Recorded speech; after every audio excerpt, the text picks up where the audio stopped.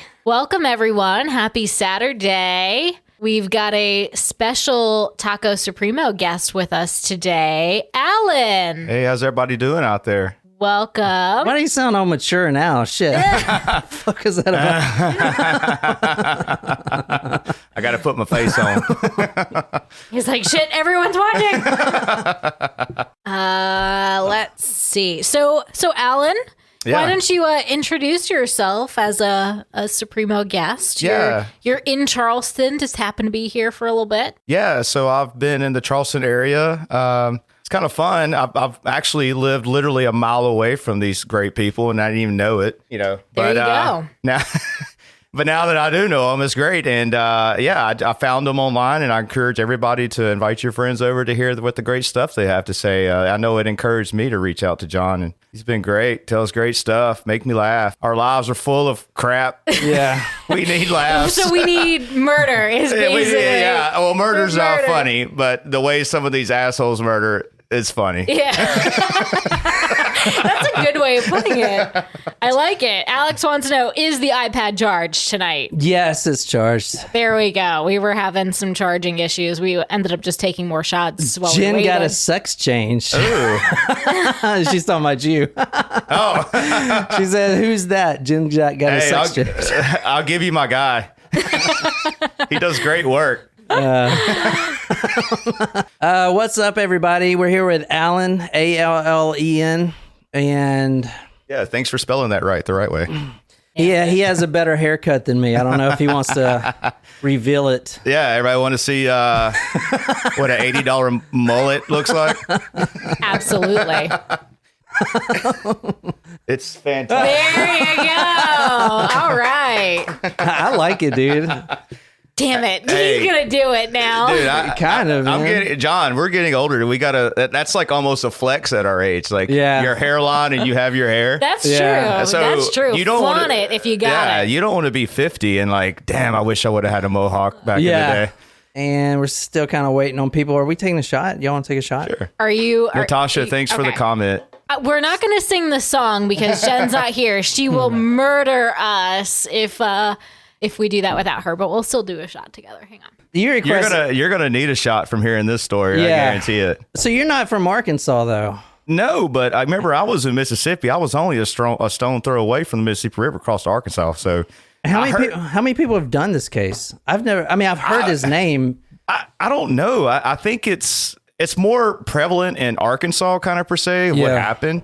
But I guess because everything happened so fast in one day, it just kind of hit the news. Yeah. And it was done because that's basically what happened. So, fuck yeah. So I think when everybody hears the story, you're going to be shocked. I think it's depending on how John does the story. When people hear this, there's so much to this story. I know, dude. I was like, all right, sweet, I'll just do one episode. And then I started researching. And I'm like, what the fuck? Like, I'm already still in the Eileen Warnos. I still got one episode of that. So I'm like the only podcaster that is I now owe people multiple parts of different stories. I hear a lot of that. Like, I think I listened to one the other day. It was like the brothers, like the three brothers that went on like a killing spree. And you're like, if anybody wants to hear more of this, it was like the Briley brothers. The Briley brothers, yeah. Nope, I was waiting for that episode too. Oh, you liked that one? I liked it. You were like, reach out. But I mean, you put the episode out in like 1999 when Limp Bizkit was staging Woodstock. Didn't know if you remember. Let's say hi to Alice. Ashley's daughter is here. Hi, Alice. Hey, Alice. She's 5. Do we have to watch what we say? Yeah. We'll have to tone down Alice, the curse words. Or Ashley, do you cuss enough in front of her where this is okay? Just let us know. Well, it's cheers, guys. There you go. Cheers. All right. What are we drinking here? You'll find out. Ooh. Oh, that was great, man. The first hand I get is Robitussin. That's Wild Turkey. No, is it? Are you kidding me? No. That's not. It was Disaronno. Oh, Disaronno. Oh, I thought that was like a liqueur. I thought that was Disaronno. I bought my That's Disaronno? That Yeah. shit's great. I know. You like that sweet stuff? Yeah, Wild Tastes like Turkey's pistachio. Wild Turkey's pretty sweet too. Have you ever had I it? do not think. Have I ever had it? Sweet. Yeah, Wild Turkey. Does the Pope wear a funny hat? All right, welcome everyone to Talk Murder Me. We're here with Alan, our Taco Supremo, great friend who's living in Charleston for a little bit. And he requested a great story. And if you guys are wondering where Jen is, she is up in Massachusetts. She might join us on the live chat today. I know she won't be able to call in, but she might still be able to show up here on the live chat at some point today. So yeah. And she will also not be here next weekend, if you are also wondering. So she will be at a wedding again up in Massachusetts. She just got back from a wedding, didn't she? No, Jesus she was Christ. at the bachelorette party for this wedding. So Oh, Lord. Wait, is this the story where she went to Massachusetts for a bachelorette party? she went to Martha's Vineyard, and she was. Whoa, what is that? It's an island off the coast of Massachusetts. You know Martha's Vineyard? Even though there's no freaking vineyard there. There's no, My aunt and uncle live in Martha's Vineyard. Yeah, but they don't actually do wine. Oh, no, they don't. They don't do wine. I mean, they drink a lot of wine, but you know. Hey, also, guys, so for some of the next episodes coming up, we got a new system here. So we are going to be accepting live callers to come on Ooh, here. I like that. Yeah, live FaceTime. All you got to do is FaceTime and you'll be on the live video. Do we got any Supremos or should we? Oh, we do have some new Supremos. Yeah. Nice. Ashley, who is on here, and Amanda are our newest members this week. So thanks, y'all, for joining. Thank you, Ashley. And Alice, 2 for 1. Sweet. So tonight we have a lovely, lovely story. This is child appropriate, I would say, right? I mean, it has children in it. Oh, shit. That's fucked. That's fucked. That is terrible. It's a terrible story. I actually listened to it again on the way over to like. You listened to it? We haven't done it yet. Well, no, I mean, I read up on it, just to prepare myself for what I'm about to hear. So it's not that bad. Oh, you all right. So, welcome everyone. We're on live chat right now. We live chat every Saturday at 1 p.m. Eastern Standard Time. And we are going to Google Earth. And yes, my iPad is charged. Alex. Fucking dickhead. What is this? Don't be mean to Alex. Oh, Alex, your stuff is on the way, by the way. Yeah, Nice. Your goodies. Your goodies. Nice. What the fuck is not even coming up on here? That's Arkansas, and most of them are county roads. Well, I actually call it Arkansas. I do too. Arkansas. That's when you know you're Southern. Actually, when you pronounce Mississippi, you don't pronounce the other set of S's. That's how you know somebody's from there. They say, Mississippi? I'm from Mississippi. Oh. Yeah. So All if anybody ever comes over and says I'm from Mississippi, say get out of the house because you're a liar. lying. Wait, where are you from again? Greenville, You're from Greenville, South Carolina? Mississippi. Oh, you're from Mississippi. I remember we talked about it. I don't know. You said you went all over the place. Now you know. I grew up in Mississippi. It looks just like that what you're showing on the map. A trailer and trees So, with no gravel. all right, this is the spot right here. So that's good to know. I never knew that. So I don't know exactly which one it is because Which trailer it is? you mean? the trailer's torn down, but I'm sure it is. I think it maybe it's this one. I don't know. But when I tried to go see the road view, as you see, you can't. Like the closest you can get is right here. I mean, that's it. I mean, like I said, everybody if you drive through Arkansas, there's a couple of things I want to tell you. Like, don't speed because they make most of their money off speed traps. And they're very sketchy because last time I was there and I got a speeding ticket, they told me to fax a letter in. And keep in mind, this was like 5 years ago. They told me to fax an apology letter in. What? And It send is- $200 and they'll dismiss it. And wire it to this dude. Send a right check here. and a fax. That's sketchy. That's for everybody on the chat. Just That's so you basically like one step away from, hey, give me $200. I'll Like let the you cop go. I'll pulling just you make over. this go away. So this is where we're going tonight. I mean, it's rural nothing, man. I mean, when did this story take place, John? I forgot because this is current, correct? This is current? I'm No, but asking. like that Google, yeah. Google is. This is current, yeah. The story, I mean, when did the story take place? 1987. Yeah, it definitely looks different. I promise. December 22nd, 1987 is where we're actually going. This is what it looked like, the exact spot. And the news, The news broadcast that I pulled this from, I should have put the video in here because the first shot of the trailer, and they did this on purpose. They put that little chicken running across. Eek, or was it there? Cluck? Or what? How's the fucking chicken say? Wait, what's the chicken say? I said eek. Peacock. Peacock. So, I don't know if I'm going to be able to do it a second time. they made it real rednecky looking with that fucking chicken. That actually looks pretty prestigious for Arkansas. For 87 version. That's a mansion right there. So we're going to 250 Broomfield Road. This is in Dover.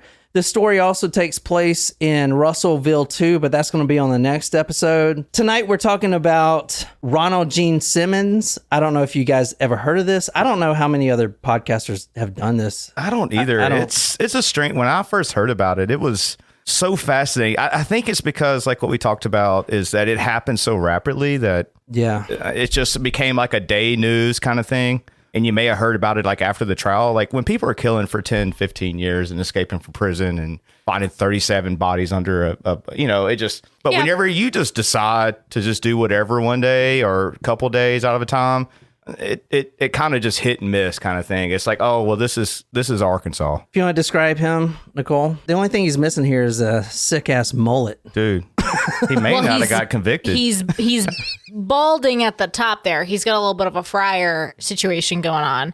But, he's got a pretty burly white beard. Do you think he regrets not growing a mullet in the 30s? That looks to me like a man full of regret. I think he kind of has one. Look at the back there. It's a little He's long holding in the on back. to a lot. Yeah. He's holding on to everything he's got. That's why he's growing the beard. It's to overcompensate. The beard's all he's got.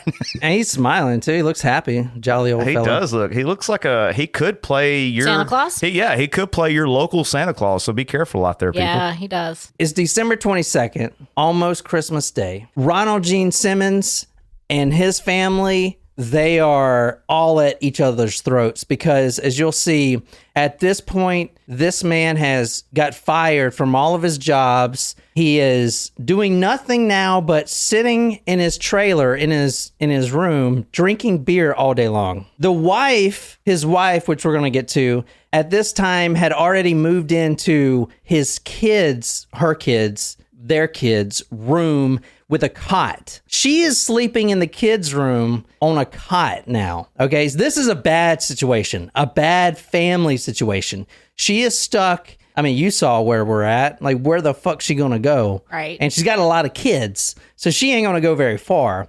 She is stuck in a very bad situation. She's sleeping on a cot, and her husband is just a stay-at-home drunk. When we go over this guy's background, you're gonna see some personality traits. He's very military-minded. So to quit a job and stay at home and drink all day, if you know this fella, you would know that he has completely given up on everything. Was he a veteran? Yeah, he's a Vietnam veteran with a Vietnam Distinguished Cross. Wow. We'll get to that. I never thought about that. Yeah, so he's done. He's like in given his up. mind, he is given up, right? Completely done. You're not even. I mean, you crossed over. You're not coming back. You're done. Oh yeah, with no job and no hobbies, and his family hates him. He is now just sitting in his room until the last of his money runs out. And this is the family's money, and they don't have a lot of it. The wife, Rebecca, which her name is Becky is what she goes by. This is her right here. I think she's pretty gorgeous. What age is she here? 46, I think. 46? Yeah. She looks good for 46. Yeah, is she Spanish? No, I don't think so. Or Indian maybe, or just like. She's got great dark hair. Yeah, nice hairline, Great nice cheekbones. complexion. Look at the teeth. That's always been a thing for me. She's very happy there. Very. Who's hugging her? Well, who do you think? And that guy's got a smile too. So that's Really? that's her Happier husband. times. Yeah, That's how it starts, right? Yeah. I don't know. We just hit 2 years. We're only in 2, yeah. We're don't still know. fairly happy. If you ask John, though, how marriage is going, he'd be like, it's all right. It's all right. I mean, Not like dating. dude, in my family we don't believe in divorce. So, and my family, I don't know if you've heard me talk about this before, but it's very important. My dad always used to tell me, son, you need to just find a woman that you can put up with for the rest of your life. And that makes so much sense. You don't marry for love. Nope. You don't marry you just marry someone that you could just put up with. You know, my grandfather told me the same thing. He said, all women are crazy. Just find one you can put up with. That is true. He's a smart man. He also told me never trust a man that tucks his shirt in with no belt. So remember that. That is good life advice right there. So that's for everybody out there. Just remember that. Never trust a guy, all you girls out there, that tucks his shirt in with no belt. You run far away. Automatic serial killer. My grandpa used to tell me stuff like that. Yeah. One of the things he would always tell me is, Little John, you better stop touching your cousin like that. That's all. That's your first cousin. You can only touch your second cousin. Go touch little Judy over there. Leave Christina alone. I'm so proud.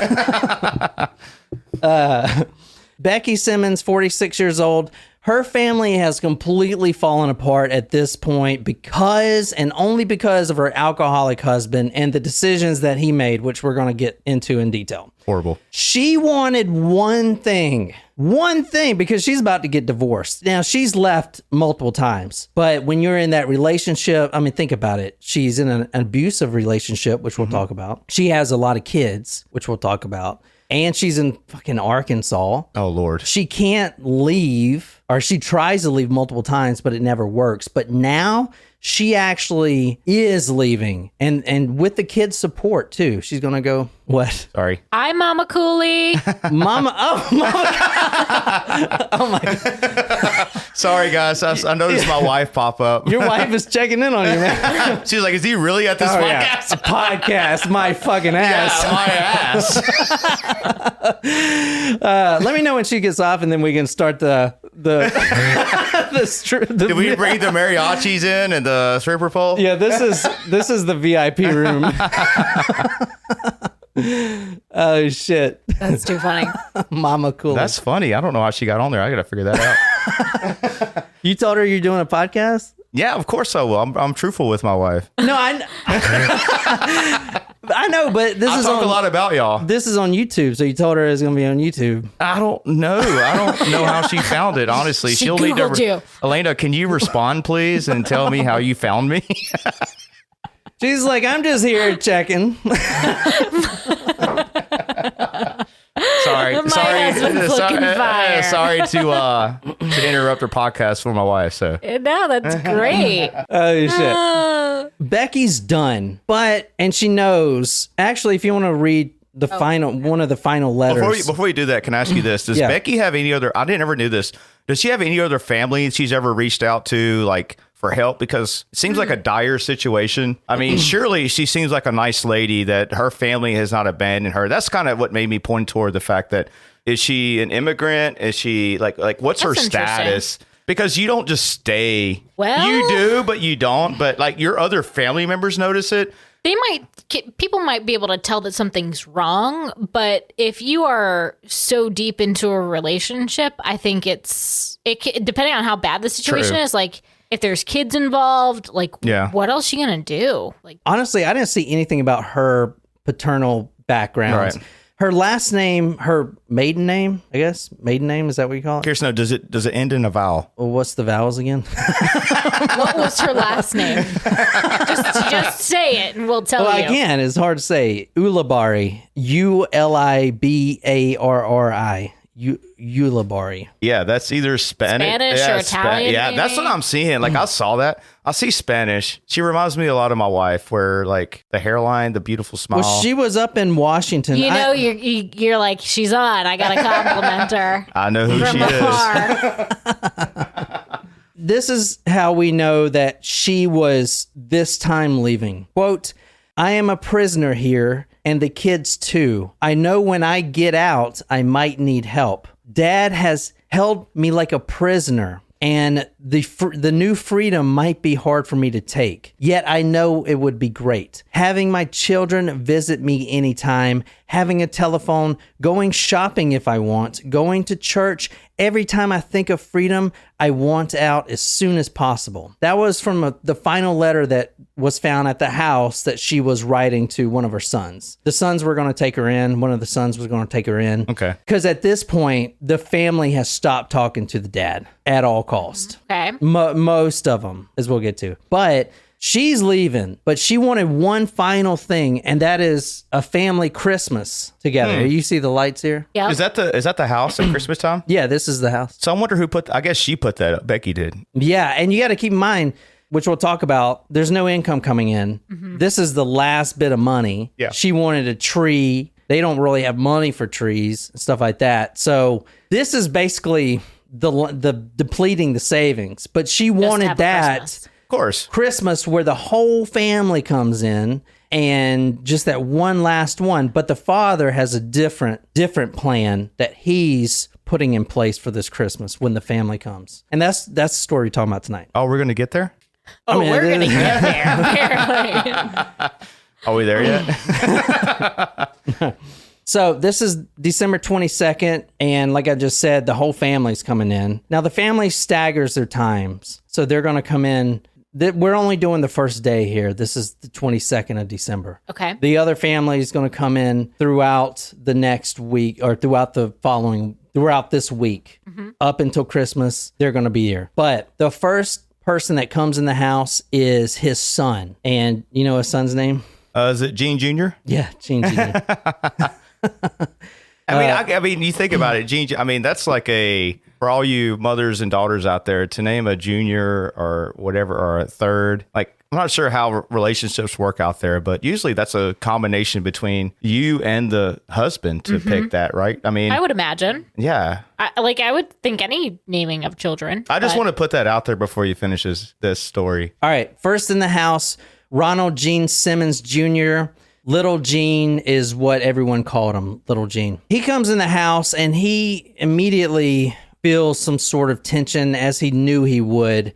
However, you're going to see that his daughter, Barbara, a 3-year-old, was actually currently at the time staying with the grandparents. So he walks in to check on her, Barbara, little Barbara, 3 years old. And at this point, he is in that room, her separate bedroom, checking on her. Now, she is sound asleep. Wait, I thought you said she was at her grandparents. Well, no. Yeah, you're right.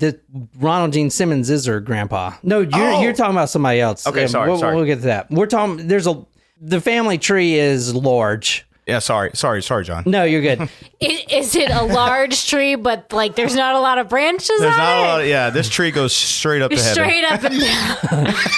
Got Yeah, it. so okay. The family tree is kind of hard to comprehend. But there's some It's a tumbleweed. We talked about this recently. The tree gets twisted at some point. It's just What was the saying that Will Smith's wife said? I was in an entanglement. entanglement. The father, the killer, who we're talking about tonight, from now on, I'll call him Ronald. His son, Ronald Jr., I'll call him Little Gene. Or JR. Yeah, or JR, yeah. He gets in the house. He immediately feels some tension, but he goes straight to his daughter's room to check on her, which is Ronald's granddaughter. Okay. She's sound asleep, so Little Gene is 29 years old. It's not. Okay.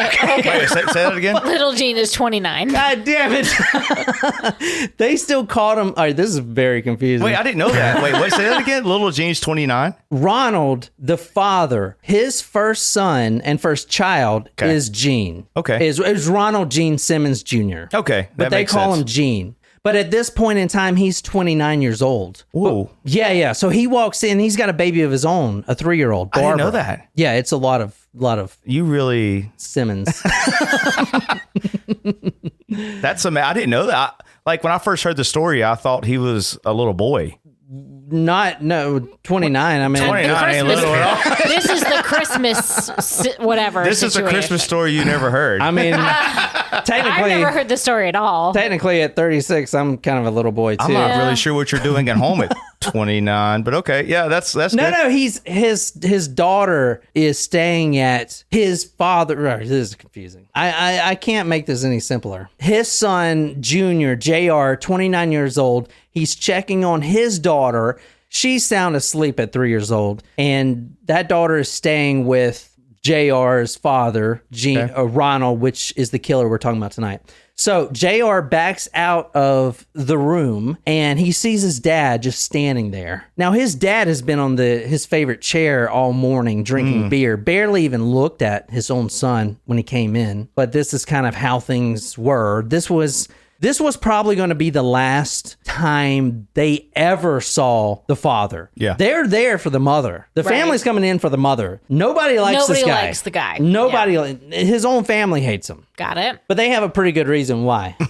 But this 3-year-old sound asleep, little Gene backs out of the room. Now, he didn't hear his father get up. He didn't hear his father get up out of his favorite chair. And he also didn't hear his father get up out of his favorite chair and grab the crowbar that he had strategically placed right by his feet. Now, before I go any further, you're going to hear the actual police captain who was at the scene. He says it's a lead pipe. However, the book that we're reading from says crowbar, so that's what I heard as well. I'm opting for the latter. But pipe, crowbar, whatever. You'll something hear metal and something metal. deadly. But he didn't hear any of that. He just turns around, shuts the door very quietly, not to wake his daughter up, turns around, and his dad's just standing there, just with a blank look, like kind of like a Vietnam vet, right? Just blank. Wait, does he have the crowbar in his hand? Yeah, he's got the crowbar in his hand. That's scary.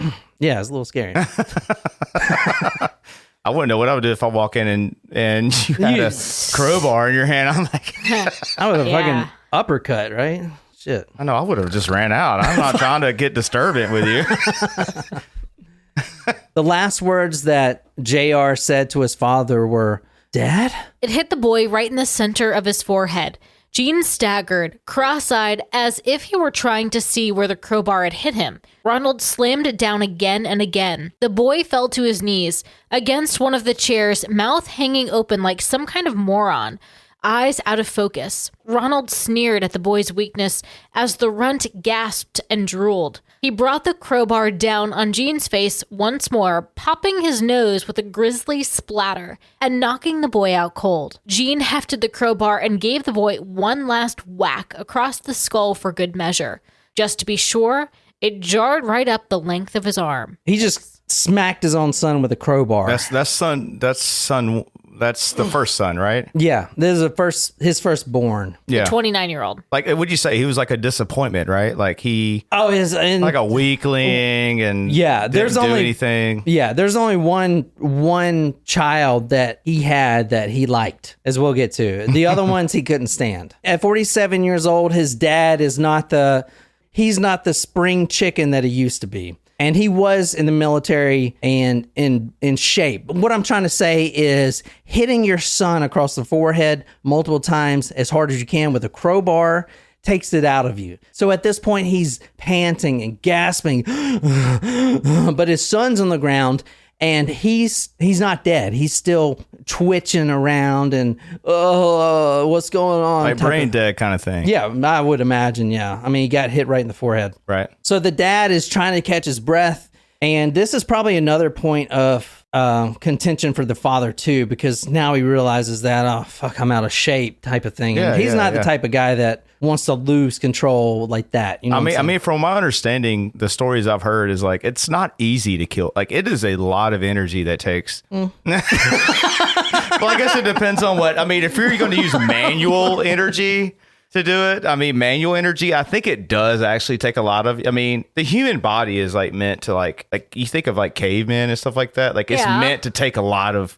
All right, his dad at this point is out of breath, panting over and over. He's 47 years old. Ronald looked down at his son, leaking blood from his nose and ears onto the flea market rug that covered half the room, and gave him the first smile that the boy had earned since he was a day old. Wow. That tells you. That's depressing. That tells you a lot about this guy's personality in that one sentence. Yeah. So he never smiled. He's not a happy dude. I mean, could you imagine being at your child's birthday and you never smiled? This is his first child. Yeah. I would be the same way if I had a child. I'd be like, God damn it. How the fuck did this happen? You're 29. You actually wouldn't, but No, I would just change my number. All right. So that quote should tell you a lot about his personality. Yeah. Another thing that should tell you a lot about his personality is even as the son is basically dead at this point, he starts stomping on his torso. His own son, his own flesh and blood stomping on the torso. Boom, boom, boom. Now, why did he do this? Like, it's like a spinning at Yeah. them? Kind of. I don't know. This guy's kind of I think if it serves me right, is like he wanted to make sure he was dead. Like if he didn't flinch by doing that kind of thing. Yeah, that's true. The noise had disturbed Becky from her spot in the kitchen. If Ronald had known that committing bloody murder in the room next door was all it took to get Becky moving, he would have started doing it years ago. It wasn't like they had a shortage of kids to beat to death. That's pretty Very fucked true. up. Yeah, I mean it's So at this point, he hears the death rattle from his own son. no, she does, right? Becky. Yeah. Becky. Yeah. Well, the death rattle comes in from the own son, Correct, son. correct. The son, little Gene, JR, 29 years old, breathing blood. And keep in mind, his daughter, 3-year-old Barbara, is, I don't know, 5 feet in the next room with the door shut, sleeping. Yeah. Becky comes into the scene and she sees her son. She hears the death rattle, the blood being, spurtling up. And she gasps and she does what any mother would do. She bends down over the son to, I don't know, whatever. Resuscitate, like Or try to just, do a mother's touch. A kind of mother, a mother would just fall over the son. And I'm going to show you the mother one more time. So this is Becky. That's what she looks like. So she falls over the son, JR, and she's in shock. At this point, she doesn't really know what happened yet. She probably has a good fucking idea. But Ronald, the husband, picks up the crowbar. As she was leaning down over her son to care for her son, he lifts it up with all his might and brings it right down on the back of her shoulders. And he's going to do this a lot of times, probably 10, 15 times at least to get her completely quiet. And that's part of the scene where I think that it actually was a crowbar because they talk about how all the stab wounds she had. Yeah. From it. From the They actually talk about the amount of stab wounds she had from the crowbar. Like as he went down, like flesh came up, kind of thing. It was not very appealing. It was not that's the first time I heard about a lead pipe. Well, the captain said lead pipe, but then again, this is. He may have multiple murder weapons in there, right? I mean, and he's this guy, a police officer. He's processed thousands of these things, right? He stopped his flurry of blows for a long moment to draw a breath. Then he flipped the crowbar over in his hand so that the jagged teeth were now raised up. He looked down at the expanse of her floral print dress like an artist looks at a canvas. Then he started painting red flowers of his own. He watched them blossom as the bitch wailed and wailed. It's fucked up. Oh my god! Wait, who used the B word in this story? So, all right. I think that this is like the author's. He's using So this is a Ryan Green book.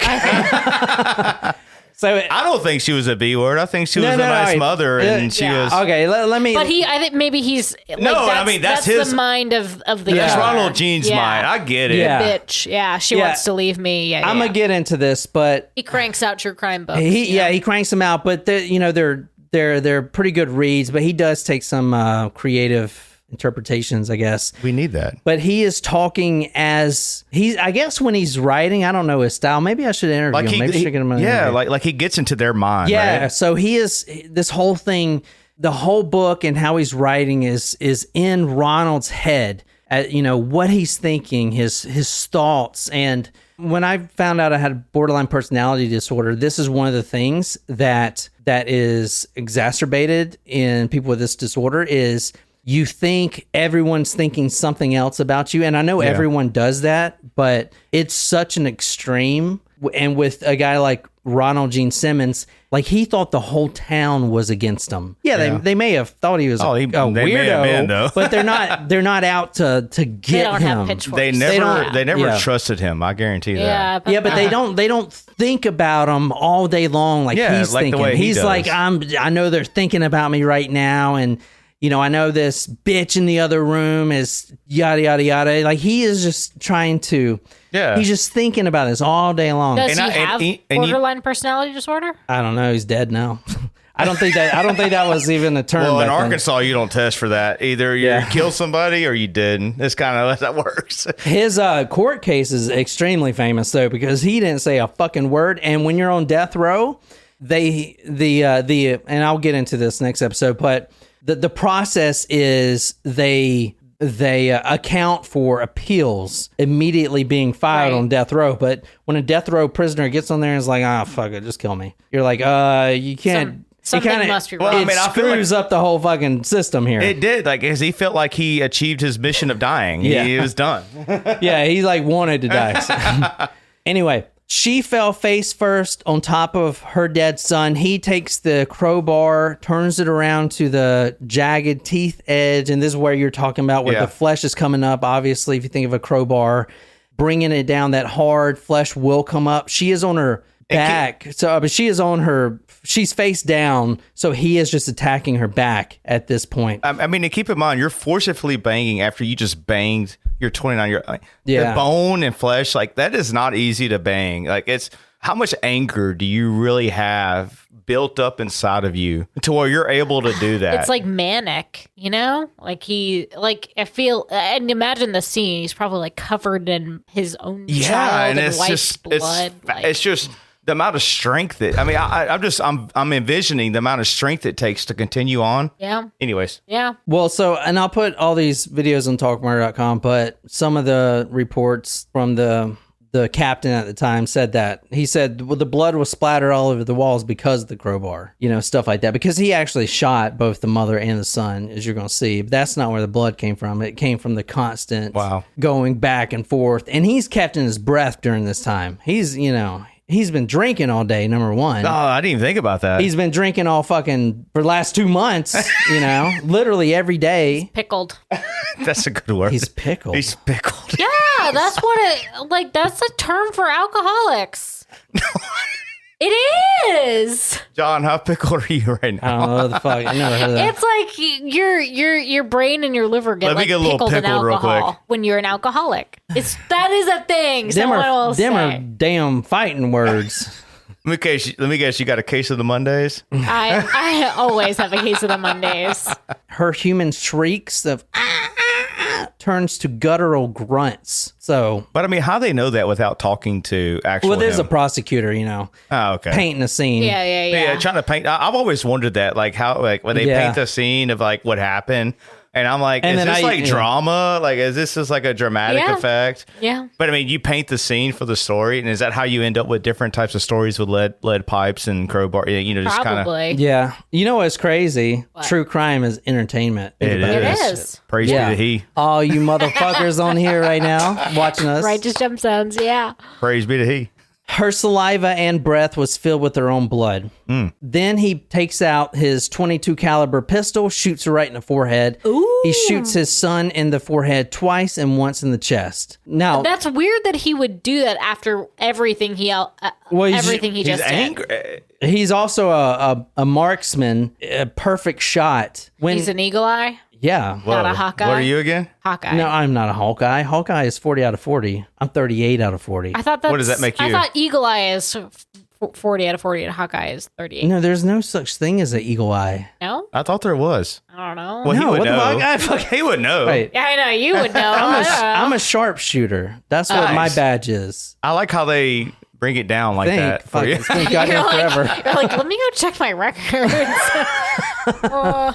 I thought we talked about this with Jenna. I like how they say it's like if you're 20 out of 40, you're a good shooter kind of thing. Oh, dude. I'd be a good shooter. You wouldn't be then. over with me overseas if you only shoot 20 fucking out of 40. That's I'm sorry, I shouldn't say that. 50%. We're going to get into his background right now, but he shoots his son twice in the forehead, once in the chest. And then he hears something from the other room. What do you think that is? The baby crying. Now, he knew that she was there, but she didn't start crying until those gunshots went off. And those gunshots were the last thing. So she woke up with those gunshots. Remember, this is 3-year-old Barbara we're talking about. This is the baby, right? Yeah, this is the baby.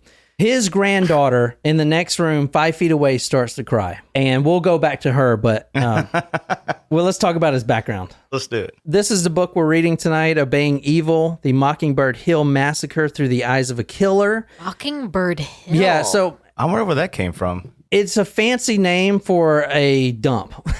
I don't know. I Very Arkansas. yeah. I mean, it sounds We live in Lake fancy. Village. We have a lake, but everything is crappy around here. This is it. I mean, this is Mockingbird Hill. Nice. So you go up the hill to see his trailer, but it's you saw it on the Google Earth. It's nothing but a fucking trailer with a hill, and nothing wrong That's with it. trailers, and man. a chicken out front. That's right. This Wait, is I know. I had to wait is until that I just wasn't that laughing. chicken, or is there another chicken that makes it? Maybe it could be one and the same. There could be a whole hen Could there be house. chicks? Could there be swans? so Mockingbird Hill is where he lived, and I looked up so much where that name came from, but I could not figure it out. Yeah. He didn't name it that. It's always been named Mockingbird Hill. That's that little patch of land. I don't know why they called it that, but it sounds very luxurious. Luxurious. Luxurious. Luxurious. I like it. I'm going to start using Nice that. try, Hey, can I though. use that? Luxurious? I think people from Mississippi say that. I don't know. Ones Missing a syllable there. ones that make it past 10th grade, we actually pronounce it right. All right, I'm going to run through his background. Like I said, this right here is Ronald Gene Simmons, and he is what we call a family annihilator. Annihilator. What'd you say? Annihilator. That sounds right. Right? What the fuck? What is it? Annihilator. Annihilator. Nope. You obviously never played Mortal Kombat. Or Scrabble. Oh, yeah. The Nintendo, Super Nintendo. Annihilation. Fatality. Wait, real quick. Wasn't there one called Bestiality, which was not very appropriate? Bestiality is having sex with... I know, but wasn't there one called Bestiality where they turn you into an animal on Mortal Kombat? I don't think it was... Was it? I don't think it was called Bestiality. I think it was. Which I now think about it, that's very inappropriate. That would be very inappropriate if that's what that was. I mean, they're I probably think you like, think about it, fatality. Yeah. Bestiality. Ronald Gene Simmons, born Chicago, Illinois, 1940. Parents Loretta and William Simmons. Not much is known about them. Nothing at all, really. January 1943, he is 3 years old, and a big event happens. His father dies. Oh, wow. His father dies when he's 3 years old, and at the time, and this is, it may sound weird now, but in the 1940s, this was 1943, the mother remarried that same year, because back then, being a single mother with a child, It's hard. you can't really, I mean, there was, like, daycare, I don't think was a Well, thing. it was kind of hard because you know? you're a mom with kids, and it's all about, showing your, what's the word you say? Luxury? Luxury. I can't. Luxury. I don't even know what he said before. And the last thing you want to do is to be a product of something like that. So, I mean, it depends on how old you were, but I mean, I can see it like in the 40s. It was harder for females to marry. If women weren't really in the workforce, then I mean, a lot changed with World War II. Like you don't really have much of a choice. Like you are as a woman in the 40s, you are rearing children and taking care of your children. No, You're I not think- going out into the workforce and getting a job. Actually, you need a and- man to go do that. Actually, at in that point. in the early 40s, I think the women were called upon to work a lot. Yeah. And so they worked in the factories and things like that. So if they left you in the 40s, I think women may have been doing better than men at that point. Oh, they were all just- overseas at that point in time. You're just saying that shit. I'm just saying, if I'm over in like You're either in Auschwitz, Germany, trying to you're in France, fight. Germany, England, whatever, or you're how much over money in am I Midway. making in Germany as a soldier, as opposed to my wife at home making shells and tanks? Well, there wasn't a choice. You had no choice. In 1943, at 3 years old, his father died. His mother remarried. His stepfather, William, served in the U.S. Army Corps of Engineers, and moved the family to Arkansas. Oh, I like the first way. So at this time, he moves the family. He's in the military, and this is obviously where Ronald gets his discipline from. But he moves the family constantly. Ronald, now being, a kid, we're talking about the killer going back in time. Now he is moving school to school. He never has the same friends. Yeah. He never can make friends. He is troubled. He becomes a bully. He is permanently expelled at 16 years old. Wow. Expelled. Yikes. Yeah. Kind of reminds me of the story of the guy that you read to me about who retired from kindergarten. Oh, Pansram. Oh, God, yeah. I dropped out of kindergarten. Yeah. Is there like a form you got to fill out for that? He's like signing it with crayons. I'm done with this shit. Sorry, go ahead. All right. So, and this is where Ronald Gene Simmons his story is a lot like mine. He is expelled and he is shipped off to military school where he thrived, which is the same with me. Praise be to he. He is disciplined from his stepfather. Obviously, I couldn't tell if there was any abuse or anything like that, but I will say he dropped out of regular high school at 17 after he graduated from military high school, came back, did 1 year of regular high school, kind of like I did. He drops out and cuts ties with his entire family. No contact ever again. Really? Out of the blue, at 17, he joins the Navy. He's stationed in Bremerton Naval Base in Washington, where he meets his wife. And, Becky? Yeah, and this is them. This Look is at them. the same picture you saw earlier. Look at that mustache. That's definitely a Navy mustache. I know, man. I don't know. Like, it kind of comes down. Like, usually a Navy mustache. Like when I think of Maverick. You just want to bend them over the poop deck. Like, No, I don't want to do that. But, I mean, to each their own for looking at the Navy. But yeah, It's called a boat stash. I'll let you and Nicole handle the bending That's over what that part. one is. he was stationed in New Mexico, where he got married. They finally got married. Before the marriage, though, she could see the beginnings of her life because he is very controlling. In fact, this entire... So he has not gone to Vietnam yet? Not yet, right? no. Okay. So this entire story is about control. He needs that control. So John, is this something like are you saying they're married yet or not? They just got married, and this is when he was 22 years old. So I have to ask Nicole, like, is that not like a telltale sign when you see a guy, like, you already know if he's controlling or not when you're dating? I mean, that has to be a telltale sign, right? yes. Are you more focused on, like... Is this a trap? No, I'm just asking, like, is it more about stability? Like, when you look for, like you meet somebody that has a good job, he comes home every day, he may drink in his room every day, but... She's like, I don't know anyone like that. Well, I was going to say, that was very opposite of John. Well, I'm just curious because, like, if she saw the telltale signs... What'd you see in me? Well, you were very different than that. You only were an drink on- entrepreneur and you didn't have a 9 to 5, and I liked that. Well, because maybe I couldn't get one. Well, we know this. No, I was I'm just hanging out with a real estate dude. Crazy ass. Sort of a shady guy. A millionaire, but a shady guy. Well, he was... Anyways, I just had to ask that question because, like, if she really saw this in him after they got married, it was very concerning to me that she didn't pick that up because most women are able to pick that up. And I don't know if things are different. But he's also in the military, so... but most military, For instance, like, my family, my dad's military, so I couldn't have long hair, or whatever. Really? So he's kind of bringing You could that. not rock the mullet that you're rocking right now. Oh, you can't right now, though. Yeah, well, stuff like that. But, I could see it. You can see it a little bit? Yeah, I'd let her put makeup on today, but... we read the Bible this morning and didn't read a Bible verse about Jezebel, so There you we'll go. let you wear makeup today. So, I think you see signs, and ultimately you have to, ignore right? it or you don't. Because I see people like me and John, like, if you're a controlling person, that stuff happens right off the bat. Like, there's little arguments that turn into big situations. And I feel like it's just like like, you know, and I don't want to break the story, but anyways, it's just like, I just feel like she should have known from the get go. Like this guy, like, but then again, like, maybe did they she have a likes kid that. early? I mean, did she have a kid early? I mean, I don't remember. Like I know you said Gene Jr. was the oldest son, but I mean, how long is the deficit between the time they got married and Gene? He was actually discharged from the Navy when they had their first son. I wonder, like, maybe there were subtle things, but I would imagine that the time overseas when he was in war, like, whatever,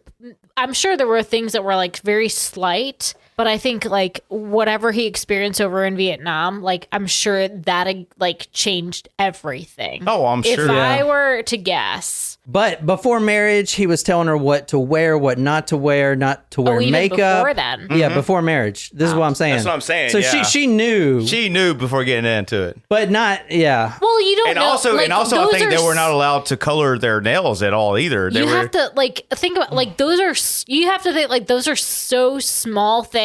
And for her to be, like, But to he's think military. it could get to that. Y'all said to where it earlier, did. and even on the live chat, y'all mentioned her hair. She had gorgeous hair. Yeah. That hair was pulled back. Yeah. Because in a he bow. made her pull it because he back. made her pull it Yeah. back. If you want to read that next interesting. one. Sorry, go ahead. I mean, I know people like that, honestly. Yeah. I mean, But it's scary though, right? He stripped not her. if you're the man. I'm the man. He stripped her of her carefully crafted appearance and broke down her confidence in herself with a steady grind of corrections and complaints until she was convinced that she could do nothing on her own and had to rely on him for everything. Yeah. That's So there you interesting. go. 22 years in the military service, exemplary service. Retired as a master sergeant 1979. He switched from the Navy to the Air Force. He did a brief stint out of the Navy. He realized that, hey, this is me. I need control. I need structure. I know a lot of guys like that. They cannot do shit after the military.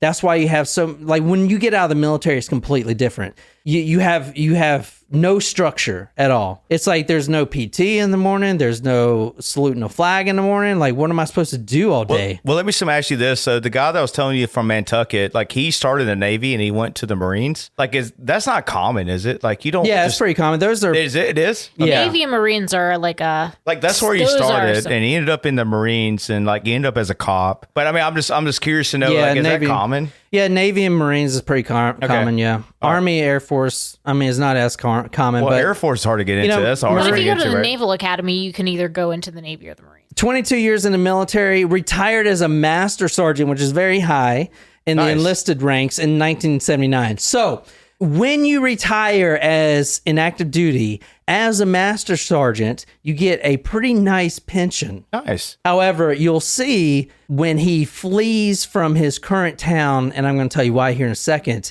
he kind of cuts ties with everyone and he no longer receives his pension. That's why we go back to the beginning of the story where he has no money. He's not getting government assistance anymore. So he must have done something so egregious that he lost his pension. Bronze Star, Republic of Vietnam Cross, Air Force ribbon, and numerous awards for marksmanship. When the bodies were found, even though they were at close range, they were center mass, right He in the knew what he forehead. was doing. Oh yeah. So when you shoot someone, you'd always want to shoot for center of mass, which is my silhouette. You want to shoot in the center because it's got them. So to Especially, John, especially you know. 'cause- yeah. So to John's point, like when you shoot a 9mm, even though you're only like maybe 8 feet apart, you are never really aiming for where you're aiming for, and it's kind of hard. So you aim for center mass, like what he's talking about. Yeah, so and all of those were straight on. He's got plenty of awards for marksmanship. In the marriage, Ronald made Becky sever all ties with her family. That's probably why. Oh, that's why. Okay, probably that why makes you can't sense, find yeah. any. This is probably why you can't find any information on the family.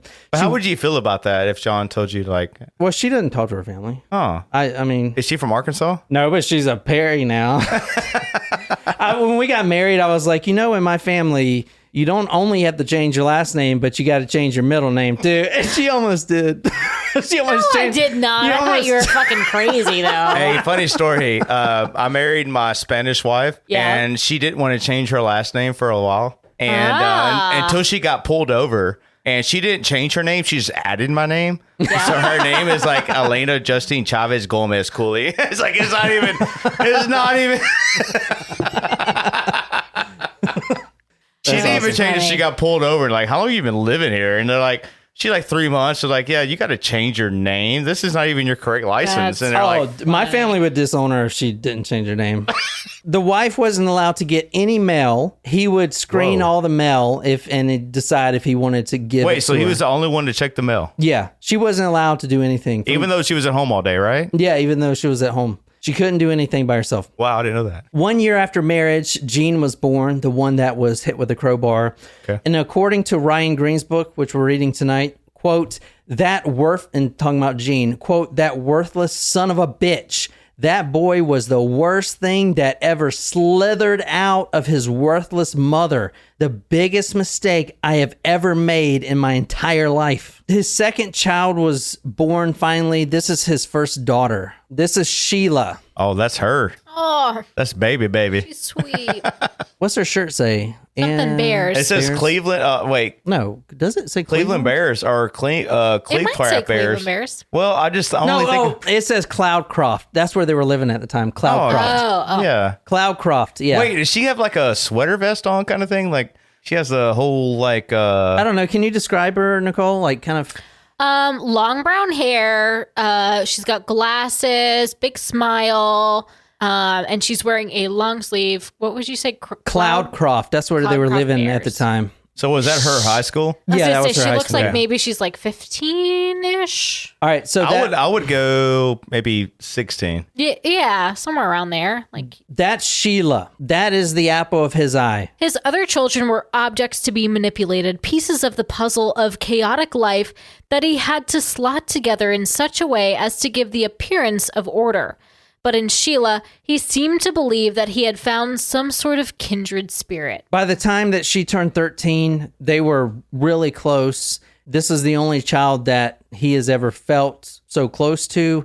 By the time she's 15, she would jump on daddy's lap like she was still a toddler, and she would give him a kiss on the lips. So things were getting a little crazy, a little weird. None of the family members cared because they're all, and this is when she was 15. It's no more routine, right? Yeah, it's normal for this family at this point. He would drive his wife Becky to the grocery store, and that was like the one thing that the wife had. That the one time where he was nice to her, he would never go in, but he would always drive her there, and at least he wouldn't abuse her in the car. But she started not only going with daddy too, but also sitting up front. So when Mama Bear comes out of the home, she sees her daughter, 15-year-old daughter, sitting up front, laughing with daddy. And then daddy gives her mama a kind of a nod of get in the back type of shit. So if you want to read. So mama rides in the back. That's kind of odd. Her cheeks burned with shame as they pulled out of the driveway, relegated to the back seat like she was the child and Sheila was the wife. She looked at Sheila, still giggling and happy, unaware that she was pushing her mother out with every kind word and smile, never even realizing that the knife she was twisting in her mother's back with every kindness that Ronald bestowed on her, his perfect little girl. This is her right here. This is the only other photo of her. Aww. This is probably when she was, 13 or something? Yeah, it looks about right. Yeah. So let's just say he was getting a little close, and that bond was pretty tight. Mother was jealous of her own daughter. This reminds me of the case we did with she was a what was her name? Stepdaughter. No, she was adopted daughter. Sabrina. Oh, The Teenage Witch? God, that was awful. But now, and not only are the neighbors seeing this, and this is in Cloudcroft, but at the grocery store, think about the father sitting there with the teenage daughter. Yeah. She jumps on his lap while mama's in the grocery store. She's giving them kisses on the lips, stuff like that. It embarrassed the mother quite a bit. The mother would see the daughter give him a kiss, his own biological daughter, a kiss on the lips all day. And at 17, Sheila became pregnant. And who's the baby daddy? Is the baby daddy her daddy?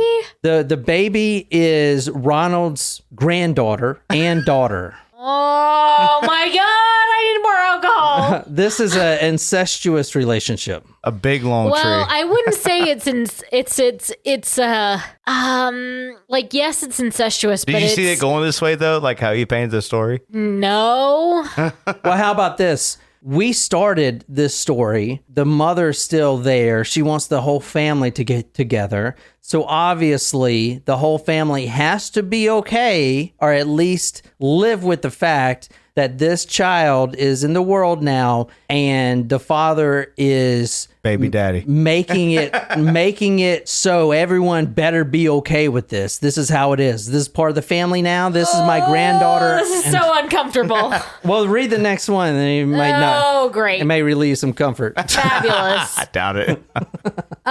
Impregnating Sheila was the only logical conclusion to his domination. He not only owned every part of her, but had transformed her from a young girl into a vessel for him.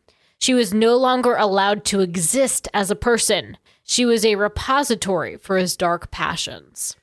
Ronald expected that the incest, not only having sex with his daughter, but also raising the child, would be accepted by the family. Not accepted, but this is how it is. Like, hey, this is your This is your sister. life now. Yeah, like this is it. And the mother, you better be okay with it. This is my child. You better help raise it. Becky. Yes. So you can see Where the story's and going. this is before she had those multiple attempts of leaving. So Oh, God. this relationship with Sheila, and the thing about the story is control. That is what he needed. So He what do you needs think to be about that, John? Like control. Like, why do you think control is a big part of his life? Because I see that too. Like he wanted to control. Like he wanted to I mean, I can kind of see. All right, so I won't get on an airplane because I don't have any control unless I have a parachute. Okay. Right? So I can kind of see that, but he's just more extreme. Like for Sheila getting his own daughter pregnant.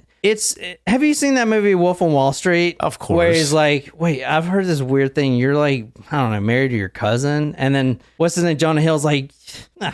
I mean, of course, man. I mean, she's hot. I don't want some other dude banging my cousin. Fuck. Of course It's like that. What's the one from Dave Chappelle when he's like, if anyone's gonna be banging my sister, it's gonna be me. Yeah, he's gonna be. Anybody gonna bang my sister? Yeah. I'm glad you don't have a sister. Now we just got a cousin down We here. just got stepsisters because The thing with Sheila is it was a control thing. In this house, the Simmons house, he's the king of the castle. And what does the king get? The king gets the women. He's already got Mama Bear woman, and he's got sons too. So the sons are looking up, they're like little puppies or little lions trying to, climb up the ladder. Now he's getting the other female, the 17-year-old pregnant. So Sheila. so he's like, now I got this. This is further making me the king of the castle. That's right. Kind of thing. So it is all about control. I think it is too. And they're living with this. And the sons that he will eventually have, because he has 5 children in total, and then they have children of their own. But they have to live with this. The young sons. Yeah.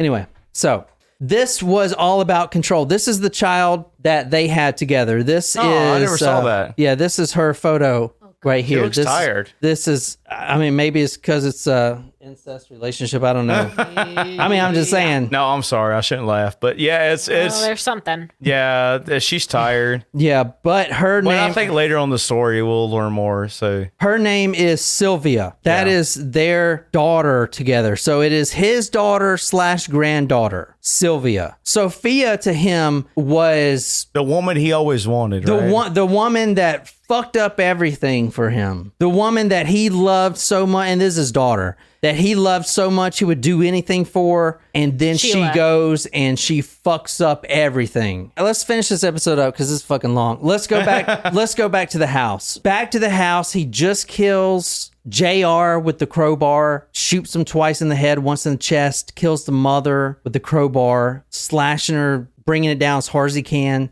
Ronald sits down. He just killed his son and his wife. He grabs a beer, lights a cigarette, and oh my God, that baby, that fucking baby. What's she doing? She's screaming, 3 years old. Like, why won't she shut up? Ronald gets up out of his chair. He leaves the crowbar behind. He doesn't need it. He walks into little Barbara's room, 3 years old. He looks up. She's got these big tearful eyes as if she knows that her daddy is laying dead there on the floor. She's crying, but she doesn't know why at only 3 years old. He picks her up and pulls her close to his chest. And this is the first time. This is unusual. This is unusual because Granddaddy has never shown her, the 3-year-old Barbara, any affection. Yeah. Ever. Not surprised. She stops crying. She feels safe against her granddaddy's chest. She stops crying. She feels comforted. Her arms drape around his shoulders, kind of like, Yeah. a child would do. Grandpa got me. The hands, the grandpa's hands, slip up the back of her back up to her neck, then around it, and then he starts to squeeze. And if you want to read the next one. Oh, I don't want to read the next one. Nicole. I don't want to read it. He could still feel the warm meat of her throat caught between his warm hands and the desperate fluttering of her heartbeat where his fingertips bit into her flesh. He could hear her bones grinding in his grip. It wasn't strangulation. It sounds like he was like... It was more like crushing a baby bird. Oh, to okay. death. So you're just, because she's so small, right? Strangulation would be thinking about choking. It was more just like crushing, just holding like a teddy bear. You know how you do if you're a child and you're just like, Wow. "Eh." It's I like didn't know crushing that. a baby bird is what he did to the 3-year-old. Crushed her. And As you can see, he's on a rampage. He is on a rampage, for sure. the smell in the room really pissed him off because she peed herself. And he didn't like that. She was peeing while she was being crushed. He goes outside. We kind of skip, but we'll talk about the home. And this is the home right here as far as where she ends up. What you're looking at now is a cesspit. They didn't have toilets in their home at all. Really? There were no toilets in the home. There were no running water. This is how Wow. bad it was. What's Arkansas? And they would dig cesspits. Once the cesspits got too bad smelling, they would fill them up, dig another one. So they were going to the bathroom in this pit, which you're Like looking in at now. like a digged hole. Yeah, a digged hole. And he would cover it with a tarp. Wow. What? Yeah, to, initially. So you would go, if you got to piss, you would go lift the tarp and then pee in this hole. There was no toilets. There's no Or running pee water. around the corner. Everybody always established a pee corner. Jesus Christ, fucking hick. I'm sorry. That's not funny. I'm sorry, everybody. Why? That's my family. He goes out to the cesspit. He peeled back the tarp. He tosses his son, 29-year-old Gene Jr., tosses him in there, throws Becky in there too. Now, this is in the shit and the piss. Oh, Lord. I didn't know that. And he thought, he was like, I got to carry Barbara out, this 3-year-old. She's fucking dead, thank God. But she pissed all over her fucking self. I don't want to carry her if she's got piss on her. Yeah, like, fuck this. He goes into the kitchen. He gets a black trash bag. He picks her up very slightly to try not to get the piss on him, puts the little body in the trash bag, threw it inside and throws it into the cesspit. Then he pours kerosene over the bodies, but not to light. This confused me at first. Oh, okay. He pours kerosene over all the bodies to mask the smell. Yeah. He then puts barbed wire over the cesspit. So the family dog, whose name was Bo, they had two, Bo and Duke, they wouldn't get into the bodies. Yeah. Because Also, he wanted, like, why would you want to do that? Like, he wanted to, he wants them to, like, mortify. he goes back into the house. He opens the fridge and he grabs the last beer. He's going to get more. He grabs the last beer, cracks it open, turns on the TV, and then he waits for his kids to get off the school bus. Oh my God. Yep. And that's what we're going to talk about next time. However, how many people has he killed? Do you know? Well, I want to say 16. 16. He's killed 16 people. Yeah, I was right on. Yeah. His entire family? How many? Oh, yeah, his entire family's gone. How many? Well, we're going to get that to the next episode, but how many names are up here? But just so everybody... 1, 2, 3, 4, 5, 6, 7, 8, 9, 10, 11, 12, 13, 14. At rest elsewhere. 14. There's 2 more victims, 2 that are not on here. Yeah, just so everybody knows, there's a lot to this story. Yeah, This thanks a is lot. fascinating. Yeah, Thanks. it's Great very request, fascinating. Alan. I requested this, and I'm glad John picked me up to come on and do this. I think this is amazing, and I think everybody's going to be very excited to hear how the story ends. Which it actually ends in a weird way. I'm not going to spoil it for you, and I ask you not to look it up because the way John tells the story is actually a lot better than the way I read it. than the way it really happened. Yeah. John actually He's tells a the story very master well. storyteller. Like as I'm sitting here, like against the mic, like I'm sitting here and I'm thinking, I'm like, is he going to talk about this? And he does. So it's like, I challenge everybody. Do not go look the story up, even though nobody's ever heard of it. Just let him tell it. For John to bring this back up, and I promise you will not be disappointed. I'm sitting here thinking, fuck, I gotta pee really bad. Dude, I gotta pee extremely bad. Anyway, I gotta pee like a racehorse. There you go. Me too. All right, we're gonna do the next episode. Not today, but Wanna do it tomorrow? nah, not tomorrow. It's gonna take me a little bit to prepare it, but I am gonna do a Supremo story hopefully tomorrow because we want to keep going with this new equipment we got here. But anyway, so and we did do a Supremo story yesterday. I don't know if you guys saw it, but if you're Supremo or a Taco Nacho, you can go back and listen to it. Yep. Anyway, we're going to end it up here. Thanks so much, Alan, for being on here. Yeah, man. Thanks Thank you for so much for having me on. Thank you, everybody. Any last words? Yeah. So if anybody requests me to be back on for an episode, please let me know. Let John or Nicole know, but I'll be happy to always come by, whatever it may be. But if everybody enjoys my comments and enjoys, I know it's a little lengthy, but I enjoy being here. Thank you, everybody. Thanks for joining. Great request. Yeah, thanks for thank joining. you. And again, this Talk More to Me podcast, I'm sitting here with Alan. Jen is off for another 2 weeks, and I'm sitting here with Nicole. We put episodes out every Tuesdays and Thursdays at 9 a.m. Eastern Standard Time. We live stream every Saturday at 1 p.m. Eastern Standard Time. That's public. And then usually we'll do another episode for our supporters or Supremos, and you can go and join and support us by going to talkmore.com/join. And that helps us out a ton. So if y'all don't have anything else, I think that's all I got. So until next time, Thank you, guys. Good night, you lovely, lovely people.